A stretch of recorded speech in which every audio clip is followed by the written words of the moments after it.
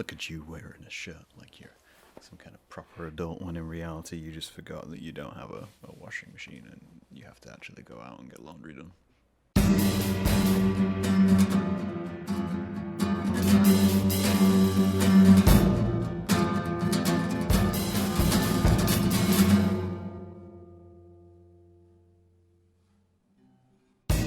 So kids, how are you doing today? That's an elongated intro. I don't know why I'm doing an elongated intro. It's just happening and you're going to have to deal with it, much like you're going to have to deal with everything. You know how this works, right? Like I do a serious one and then I follow it up with a not so serious one which has slightly serious undertones when you really think about it. That's the system, that's the progress, that's the plan, that's the schedule. If you didn't think there was a schedule, you're right, I've just lied completely to all of you. So today I've been having a weekend of work. Not work, but creating stuff, like doing stuff, planning stuff, thinking what I want to do in 2023 and the projects I want to make. And part of that, the problem I have with a lot of my projects right now was I'm discovering new things and I'm having to refigure out systems which I've had in place for the last 5 years or so, which means everything I'm doing, it seems silly. Seems futile, but you got to figure it out. You got to source that information, get what you want, and pull it back in, and then redistribute it. That's how being human works. But I was on Instagram earlier, and I posted. Instagram prompted me because social media sends you prompts for everything these days. It prompted me and told me that I had to post a poll or a poll, depending on how you pronounce it. And I didn't have anything to ask. I don't tend to take audience feedback on a regular basis for the things I create, so I'm not one of these people who sits down and goes, oh, which version's better, because it doesn't matter to me what you think. I mean, it matters to me what you think, but not about the work I make. The work I make is going to be made the way I want to make it, because that's what being an artist is all about, having that autonomy. Once it's gone, once it's out there, make of it what you will. Anyway, so I posted a poll, and I just went with the most basic question which I could have, because I bought a new mirror recently, and the mirror, I saw myself and I realized that I was sitting in a chair which is balancing on like a central pole, and it was a brief moment where I felt like I might fall over, because that's ridiculous, right? Like, chairs are ridiculous. Chairs, seats, whatever you want to call them, maybe not seats, chairs, in the actual premise is ridiculous. Like, we take a being, a human, or a thing, an object, and we suspend it above the floor, a couple of feet, maybe not even a couple of feet, maybe just like a foot and a half, on a singular pole, and then we call that a chair, right? I mean, this is what this chair is. It's a singular pole with like feet at the bottom. And the same with kind of sit-down chairs, like dining chairs or wooden chairs or whatever you want to call it. You're putting a human being on the surface area of what is essentially about 4 inches worth, right? Like 4 inches of just feet where it touches the ground, and you put a human being on that. And you say that's a thing. That's what we do. That's what we do as a society. We put beings a couple of feet off the floor. That's the natural way of things. I mean, obviously there's cultures where they sit on the floor, and they must have realized years ago the ridiculousness of chairs. Just sit on the floor. Sit on the floor with a cushion and a blanket. Maybe that's why I can't touch my toes. I don't know. But so I posted this. I was going to say tweet, but it wasn't. So I posted this poll, and I made my usual jokey references to whatever I want to reference whilst I was there. And I thought to myself, this is something which I've said before, right? This is something which I've discussed before, but I don't think I've ever actually discussed it on the podcast. And that is, objectively, right? When you think about reality and you think about all the things which go on in the world and all the things which make up your day and all the things which have to happen for things in your life to exist, objectively everything is stupid. Everything is silly. Everything is nonsensical when you consider existing and living and surviving within the world, right? I think, excuse me, I think the easiest way to view this is when you Well, the easy way to notice this, if you never noticed this, by the way, seriously, think about the world you live in. Don't just drift through it like a waif. Is that right, Tim? I don't know, like a feather caught in the wind. All I'm saying, the easiest way to notice this is if you go on Amazon, right? Or you go on Amazon or you go on Wish, and you look up tech gadgets, and you look at kitchen gadgets, and you look at home gadgets, and they will give you all kinds of nonsense, like ridiculous nonsense, stuff which we know is nonsense. In fact, I watch Sorted Food. Sorted Food do reviews of kitchen gadgets, and they call out the nonsense that, people trying to solve problems which don't exist. Inventors is what they have. They have inventors who design these things for things which don't need designing at all, right? That's what they're out there doing, and they're doing that so they can produce these small products which then generate income, because people think, oh, well, that could be a new way of doing things. It serves a purpose in the long run, because some things you don't think to yourself, right? You don't think about how they got into your life. They just exist as a thing. Like, even in the kitchen, you think of the things when you're in the kitchen. So recently I need to buy a potato peeler, right? Because I don't own anything.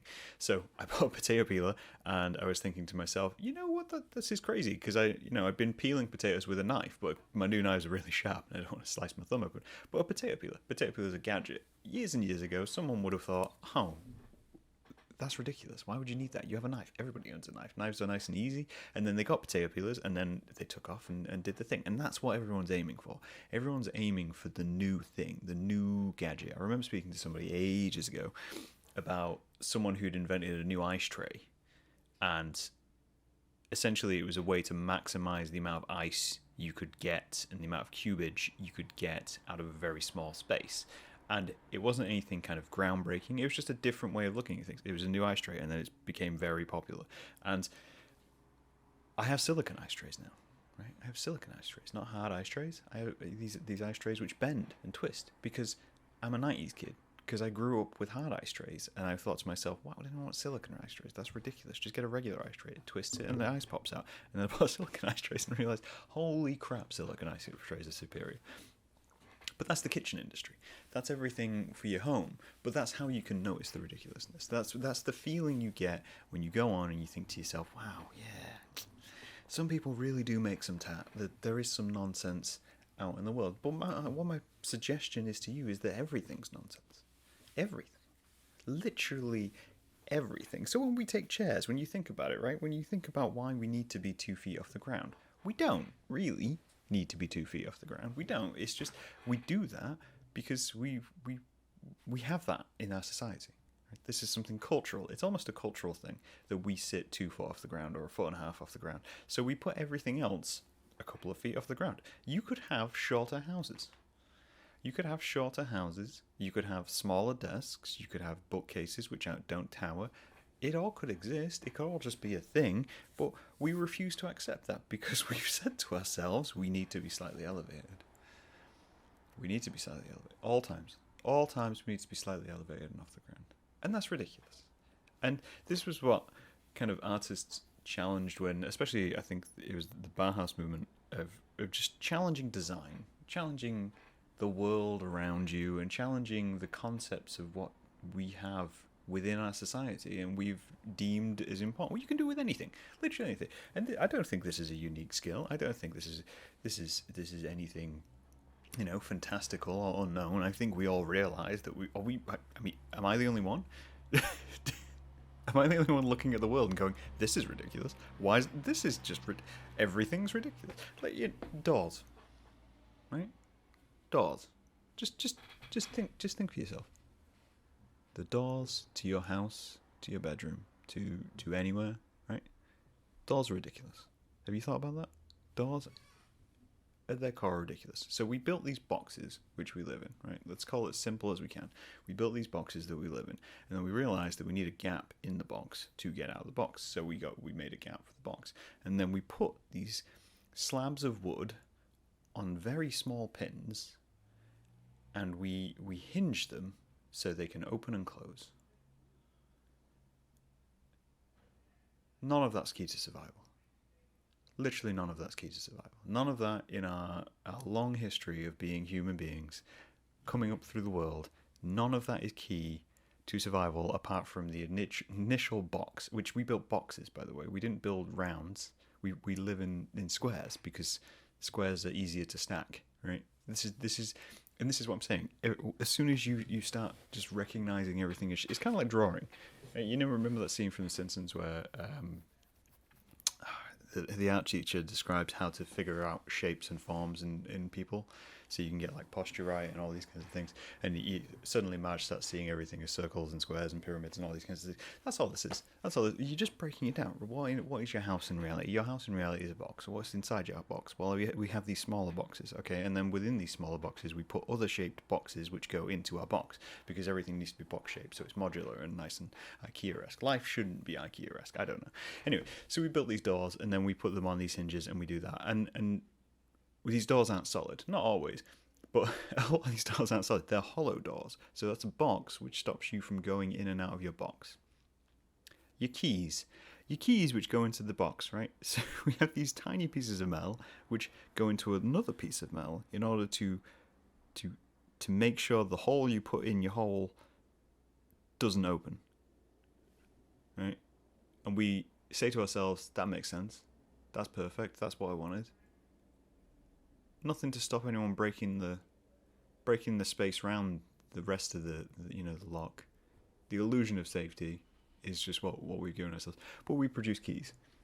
We produce these tiny metal. Are they different to other pieces of metal? Are they different to, let's say, a screwdriver or a screw? Yes, they're apparently unique.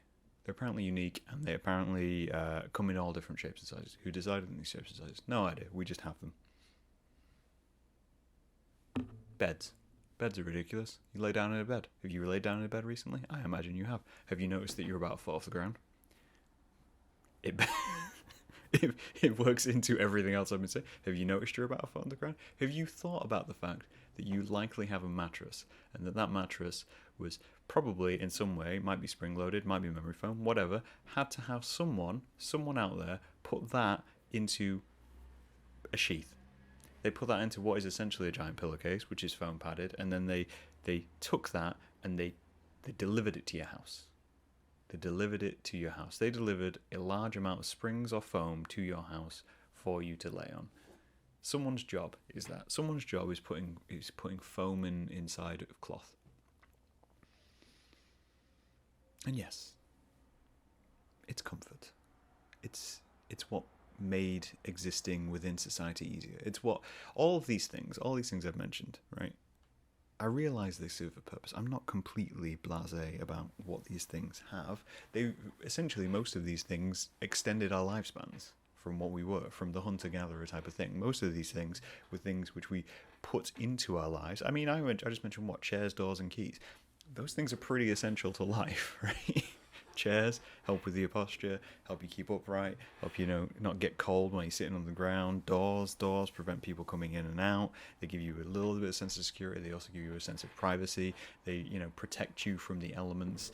And keys provide access to things in and out. They give you a sense of structure, and they give you a sense of ownership and security and all these things. I realize this. But what I'm saying is, objectively, when you break stuff down to the core of things, everything is stupid. Everything is silly. Everything is just a thing within a thing. This is a cylinder, right? I have a cylinder to hold a liquid. Right? I could have a basic cylinder, but I haven't. I decided to have a cylinder which is white and has a cartoon on the front of it. I mean, I didn't decide, it was gifted to me. Someone gifted me a cylinder. Have you thought about that recently? Someone gifted me a cylinder, which I then drink out of. I don't necessarily need the cylinder. I could drink out of many things. But I drink out of this cylinder because I enjoy this cylinder. And it's not just, things around your house. I mean, objectively, my artwork's stupid. That's just reality. If we take what I create in one way, shape, or form, if we take Industrial Gibbet, that's the sculpture I did, which is so essentially Industrial Gibbet. It's pretty stupid, right? Someone gave me a prize for producing Industrial Gibbet. When at its core, Industrial Gibbet is a small piece of concrete with a metallic pole in it, which then has further metals to suspend another block of concrete and a column of wax, which inside of it, embedded, is organic material. I produced that as a piece of visual art, conceptual art, and I said to people, this is worth something. It serves no function. You can't, it doesn't open anything, doesn't protect you from anything. It's not like cylinder over here. You can't drink from it. You could try, it wouldn't do very well. It's the equivalent of a Wish gadget. But because I made it, and because I produced it, and because I pushed it out into the world, and I gave it a name and a concept, and I said to people, this is its function, regardless of any other functions, doesn't provide light, it's not a light bulb. This is the function. The function is to make you think. That's the function. And society just went, yeah, all right. That makes sense. I like that. This is just a thing. I love thinking about, hundreds and thousands of years down the line, if we ever live that long, of people discovering the things we had and the things we create. I wrote a story once. I did a NaNoWriMo, where I wrote about dystopia, and it was people discovering kind of, one of them was like a researcher, and his job was to catalog the past, right? Catalog things from the rubble and put them into a museum and put them into an archive. And one of the things they were discovering, and one of the things they were looking at and looking to kind of catalog, was a packet of cigarettes. Now, even now, a packet of cigarettes to a lot of people seems ridiculous. Think about cigarettes. What are they? So we have this cardboard box, right? Cardboard box. This cardboard box contains foil usually, so that's two boxes. And then inside of this foil, we have these tubes, and these tubes are just filled with leaves. What purpose does that serve? If you didn't know how to smoke a cigarette, I don't even think cigarettes have like instructions on them, do they? No one's buying it. It's not like condoms. You don't get a little like insert to take out and be like, oh, that's how you put a condom on a banana. Right, fair enough. Moving on. No one's opening a pack of cigarettes and going, oh, well, this is how you smoke. There's no direction for that. It's just a thing we have in society. Everyone knows how to smoke. Most people don't know how to smoke. Most kids get taught how to smoke by someone who's smoking. But that's ridiculous. It's a silly thing. And it's another human process. You can.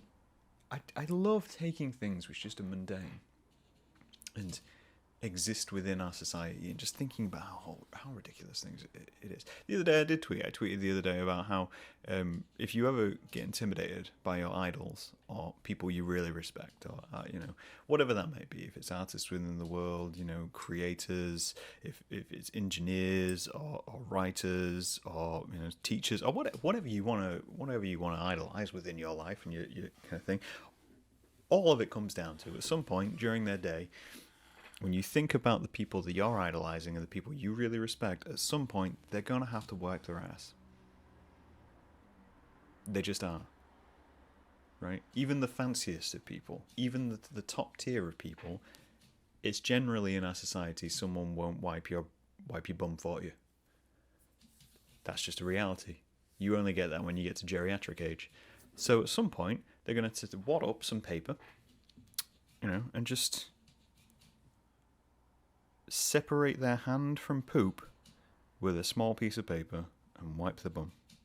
And even if they have a bidet, right, they're going to sit on a jet of water to clean their anus. These are our idols.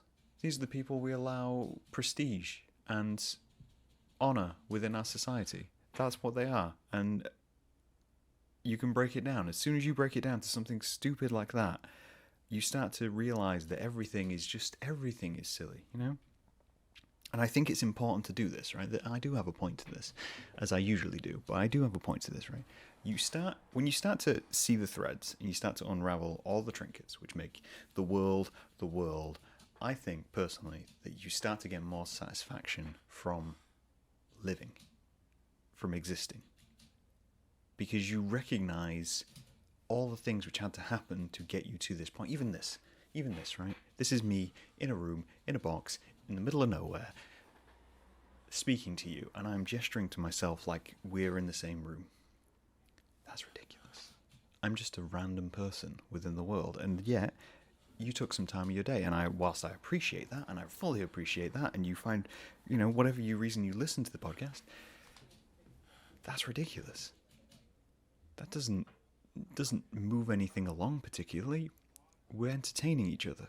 We're entertaining ourselves, and I take extreme solace in that. I take extreme solace in, like, when I buy something online and someone's made it, and I think to myself, what did they go through to create this?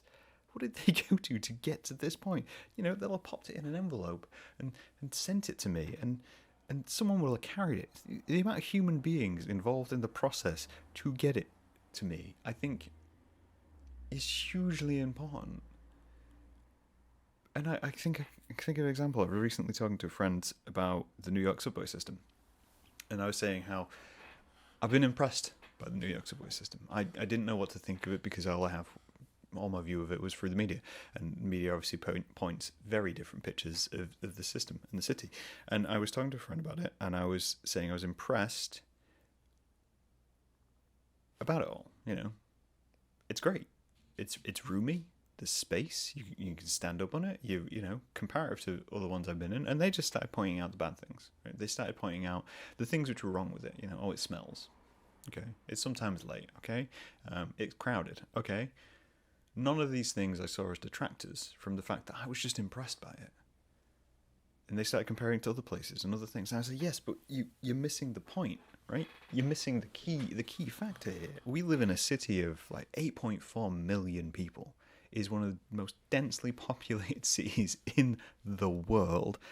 The fact that there is a subway system, it keeps running, and it just goes every day. And yeah, occasionally there's going to be hiccups on that. But that's 8.4 million people. I don't know how many people ride the subway every day. I imagine it's a few million. The fact that it just keeps going and it just keeps working is insane. That's like peak human engineering. That's just us going, oh hey, we need a better way of doing this. Let's start something ridiculous. What if we put a tube underground? What if we put a tube underground like a metal snake? What if we put a metal snake underground and we shove people into it, and we can get them from this location to this location, and it will be kind of comfortable, kind of not comfortable. Someone will have come to that and said, that's ridiculous. You're playing silly games. It would make more sense to put things above ground and have people move from place to place. Even when trains were invented, I vividly remember being taught this in school. When trains were invented, people were scared of them. People were scared because they said, you shouldn't go that fast. You shouldn't go, that's silly.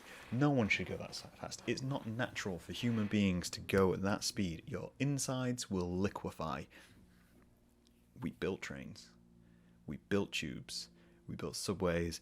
And it's only by being stupid, by looking at things and going, this is ridiculous, let's do it, that society and humanity progresses.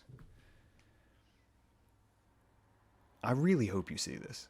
I really hope society sees this and just embraces it a bit. Objectively, everything is stupid. I can't be the only one looking at the world around me and thinking, this is silly. And if it's silly, if it's stupid, if it's all those things, even the serious things, how can it be threatening? How can it be overwhelming? Once you start to pull that thread, the overwhelmingness of it falls to the side, and you can make changes. And when you think of something so simple that it sounds stupid in your own head, you never know. Could be the next big important idea. That's just my thought. As they say, there's a chance all of this is just silly itself. I'll talk to you guys later. Bye.